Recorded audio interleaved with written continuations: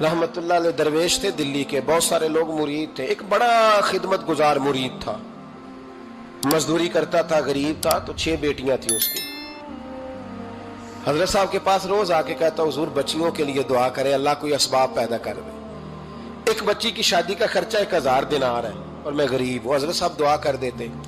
खानका शरीफ के थोड़े ही फासले पर, हजरत जहां बैठ के मुरीदों की तरबियत करते थे, उससे थोड़ा ही फासले पर ना एक ईसाई रहता था, बड़ा मालदार था, बड़ी सारे ऊंट, गायें, भेड़, बकरियां रखी हुई थी, और हजरत शरफुद्दीन रहमतुल्लाह अलैह की बड़ी मुखालफत करता था।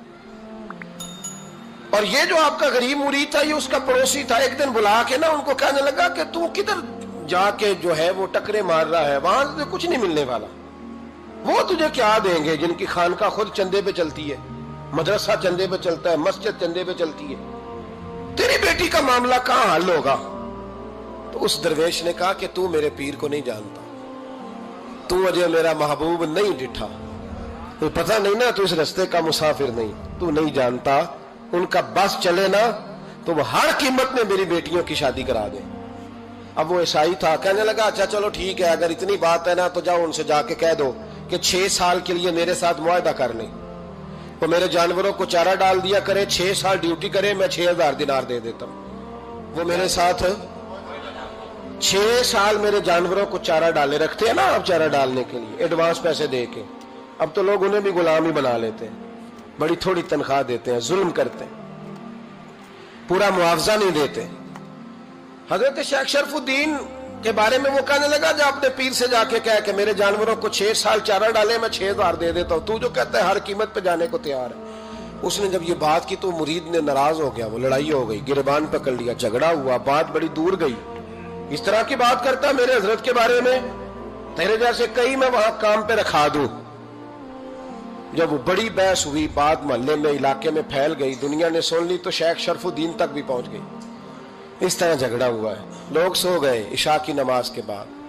हजरत साहब ने ना सर पे कपड़ा लिया, उस ईसाई के दरवाजे पे दस्तक दी, वो बाहर आया, फरमाने लगे लोग तो सोच समझ के मुलाजम रखते हैं, तूने भी तो सोच ही लिया होगा, तभी तो मुझे ऑफर की है। तू अपनी ऑफर पे कायम है? वाकई मुझे रख लेगा और 6000 दिनार दे देगा? कहने लगा जा बाबा काम कर अपना। फरमाया नहीं, तूने इतने लोगों में बात की, इतनी बहस हुई, तो कायम है? कहने लगा मैं तो कायम हूं, पर आपने नहीं कायम रहना। फरमाया मैं सोच समझ के आया हूं। उसने कहा आप ड्यूटी करेंगे, भैंसों को चारा डालेंगे? फरमाया एक शर्त, बस जब अजान हो जाए ना तो मुझे रब की नमाज पढ़ने की इजाजत दे देना, बाकी सुबह शाम जो तू कहेगा। अगर उस गरीब की बेटियां ब्याही जाए तो मुझे और क्या चाहिए? उसकी 6 बेटियों का बोझ है उसके सर पे, तू मुझे रख ले। अल्लाह अकबर। वो कहने लगा चले पे मेरे साथ खते बंदगी कर ले। आजकल हम स्टाम करते हैं, उस जमाने में खते बंदगी होता था, गुलामी का खत, काजी शहर के पास, यानी उसका ख्याल था कि चलो स्टाम की बात करूंगा तो भाग जाएंगे। फरमाया चल मैं तैयार हूं। काजी तक गए, तय हो गया, 6000 दिनार दे दिए। हजरत ने मुरीद को बुलाया, फरमाया पुत्र ये ले जा, जा मेरी बेटियों को रवाना कर दे। कहने लगा हुजूर ये क्या कर रहे हो आप, कुछ सोचे? फरमाया यार जब तुझे बेटा बना लिया तो फिर मेरी पोतियां तो लगती हैं ना, मेरा हक तो बनता है ना, जा जाके ड्यूटी कर, उनको ब्याह दे। बात फैल गई। बादशाह भी अकीदतमंद था, वो 12000 दिनार लेके पहुंचा। क्या बताऊं इन रब के बंदों का दिल कैसा होता है, क्या दर्द होता है, क्या रंग। 12000 दिनार लेके बादशाह आया और आके हजरत को पेश किए का हुजूर आप दें इस ईसाई को, डबल दें और जाए काम करें। आप फरमाने लगे तू पैसे दे, शर्तें ना लगा, मेरा जहां दिल करेगा मैं खर्च करूंगा, मुझे तो मजा ही अब आने लगा है, अभी तो लुत्फ आ रहा है, अभी तो जायका आया है कुछ करने का, पैसे देने हैं तो दे, पाबंदी ना लगा, जहां मेरा दिल करेगा मैं। उसने कहा हुजूर ठीक है रख ले। हजरत ने फजर मस्जिद में पढ़ी, जेब में 12000 दिनार थे, ऐलान फरमाया भी किसी और की बेटी भी बैठी है तो पैसे मेरे पास है। वो 12000 दिनार भी बांट दिया, और 12000 दिनार बांट के ना तो फिर चले गए खेत में चारा काटने। उस ईसाई को किसी ने बतलाया कि उनके पास तो 12000 आया है, पर तुझसे जान नहीं छुड़ाई उन्होंने, वादा ये हुआ था कि 6 देंगे तो जाएंगे, जब तक देंगे नहीं तेरे घर में काम करेंगे। वो ना चारा काट रहे थे, हजरत साहब तो वहां पहुंच गया, दूर जाके खड़ा हो गया, कहने लगा बाबा پہلے تو میں نے مسلمانوں کے اخلاق سنے تھے، اب تو میں نے دیکھ بھی لیے، پر یہ بتا جب 12,000 آیا تھا جان کیوں نہیں چھڑائی؟ تو حضرت چارہ کاٹتے کاٹتے رو پڑے، فرمانے لگے تو نہیں نہ جانتا یہ بیٹیاں سانجی ہوتی ہیں، پتہ نہیں نا؟ میرے رسول پاک نے تو حاتم تائی کی بیٹی کے سر پہ کپڑا رکھ کے کہا تھا بیٹیاں برابر ہوتی ہیں، تو یہ نہیں پتا جب اس کی 6 بیٹیوں کی شادی ہوئی ہے میرے اندر روحانیت کتنی بڑی ہے۔ فرمایا پھر 12,000 آیا ہے تو 2-4 بچیاں پھر گئی ہیں، تجھے نہیں پتا میں اندر سے راضی کتنا ہوں، میں تیری نوکری کرتا رہوں گا، پتہ نہیں اللہ کتنی بیٹیوں کو بیاہ دے گا۔ اتنا رویا وہ عیسائی کے پیروں میں بیٹھ گیا، کہنے لگا بابا میں نے تیری مخالفت کی ہے پر تیرے قریب آ کے پتہ چلا ہے کہ تو بہت اونچے اخلاق کا مالک ہے، اور اگر تیرا یہ مقام ہے تو تجھے اخلاق سکھانے والے محمد عربی کی شان کتنی ہوگی۔ ظالم کی بولیے جاتے نہیں لوگ جھوٹے گواہ بن کے، وکیل صاحب کو نہیں پتا ہوتا کہ یہ بندہ مجرم ہے جو میرے پاس آیا، کیا مجرموں کے وکیل نہیں ہوتے؟ بولے تو اس کو پتہ نہیں ہوتا وکیل صاحب کو کہ یہ صاحب مجرم ہے، میرے پاس مقدمہ لے کے آئے، اور اگر بے ادبی نہ ہو جائے تو میرا خیال ہے قاضی عدالت کو بھی پتہ ہوتا ہے کہ مجرم کون ہے اور مظلوم۔ میرے نبی پاک صلی اللہ علیہ وسلم نے اس قدر زیادہ سختی فرمائی اس مسئلے میں، فرمایا جس کو پتا تھا کہ فلاں آدمی ظالم ہے، ظلم کر رہا، پھر وہ ظالم کا گواہ بنا یا اس نے ظالم کی مدد کی، کتنی کی؟ شارحین لکھتے ہیں چاہے اس نے ایک جملہ بول کے کی، چاہے ایک، سارے بولیے، چاہے ایک غریب کو اس نے ظلم کیا تو کہتے ہیں علاج یہ سی، چاہے ایک جملہ بول کے کی، شارحین اس حدیث کی شرح میں لکھتے ہیں ایک جملہ بول کے چاہے مدد کی، جس بندے نے کسی ظالم کی مدد کی کسی مقدمے میں یا کسی صورت میں اور اسے پتا تھا یہ ظالم ہے، میرے نبی پاک صلی اللہ تعالیٰ علیہ وسلم فرماتے ہیں اگر اس نے مدد کی، ابھی ظالم کی بات نہیں ہو رہی، ظالم کے مددگار کی بات ہو رہی، اگر کسی نے ظالم کی مدد کی تو حضور فرماتے ہیں خدا بھی اس سے بری و ذمہ ہے، رسول بھی اس سے بری و ذمہ ہے۔ سنبھال کے رکھے اپنی نمازیں، قربانیاں، حج، زکوٰۃ سنبھال کے رکھے۔ اگر ظالموں کا مددگار ہے، الیکشن آ لینے دے، آپ کو نظر آ جائے گا کون کون ظالموں کا مددگار ہے، نظر آ جائے گا۔ اپنی جیب سے لوگ پیسے دے کے ظالموں کی مدد کریں گے، ان کے فلیکس چھپوائیں گے، بورڈ لگوائیں گے، جیبوں سے پیسے دے گے۔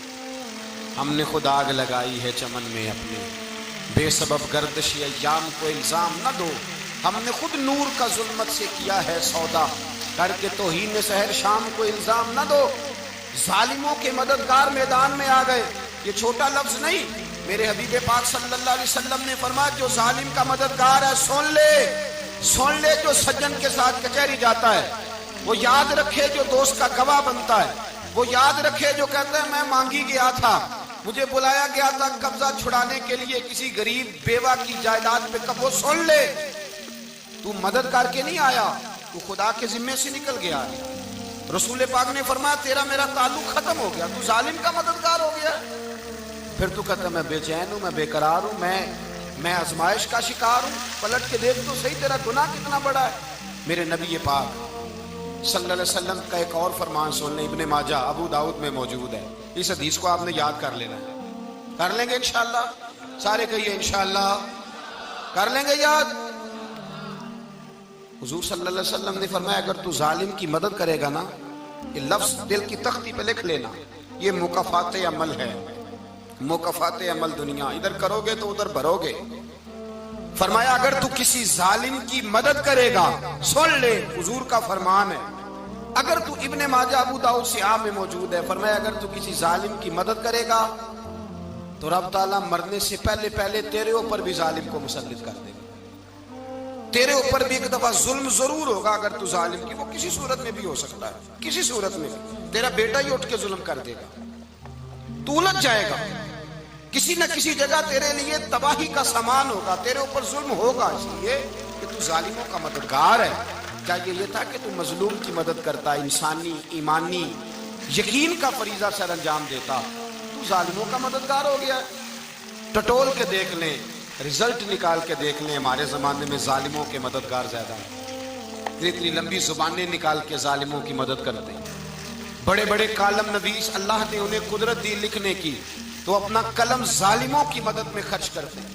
وہ لوگ جن کو اللہ تبارک و تعالیٰ نے قدرت دی، ہمت دی، طاقت دی، کچھ لوگ ان کے حلقہ احباب میں، وہ اپنے لوگوں کو استعمال کر کے ظالموں کی مدد کرتے ہیں، ظالموں کی مدد کرتے ہیں۔ میرے نبی کریم سید عالم نور مجسم صلی اللہ علیہ وسلم نے فرمایا، اگر تو نے ظالم کی مدد کی تو جب تک تو توبہ نہیں کرے گا رب تجھ سے ناراض ہی رہے گا۔ اللہ تجھ سے، او بھائی جس سے رب بھی ناراض ہو گیا، نہ کھانا نہ پینا نہ سونا نہ جاگنا نہ نیند، پھر تیری ہر چیز تیرے لیے آزمائش ہو جائے گی، پھر تیرا سایہ بھی تیرے لیے خوف کا سامان بنے گا، پھر زندگی جیتی جاگتی لاش بن جائے گی، تو اپنے کندھوں پر اپنی میت اٹھائے پھرے گا جب تو ظالم کا مددگار ہوگا۔ اور نبی پاک صلی اللہ علیہ وسلم نے فرمایا، ظالموں کا مددگار بھی ظالم ہوتا ہے، ظالموں کا مددگار بھی، سارے بولے ظالموں کا مددگار بھی نہیں، کو نہیں، آپ سارے نہیں بولے، ایک دفعہ بولے ظالموں کا مددگار بھی، پکی بات ہے، ظالموں کا مددگار بھی۔ اللہ اکبر، جس کا یارانہ ہو، جس کا دوستانہ ہو، جو کہے میں نے نا اس کو اوکھے ویلے کے لیے ظالم کو یاد رکھا ہوا ہے۔ کبھی مشکل میں رکھے نہیں ہوئے لوگوں نے ظالم دوست، کہتے میں نے رکھے ہوئے ہیں، بلکہ ہمارے دیہات میں تو کہتے ہیں میں نے بازو بنائے ہوئے ہیں۔ کس کو بازو بنا لیا؟ ظالم بھی کبھی بازو ہوتا ہے، جو ظلم کی تلوار لیے میدان میں کھڑا ہے۔ قارون، حامان، فرعون، نمرود کا حال نہیں لوگوں نے دیکھا؟ اپنے زمانے میں آپ نے کتنے لوگ نہیں دیکھے جن کے سائے سے، آواز سے لوگ کانپتے تھے؟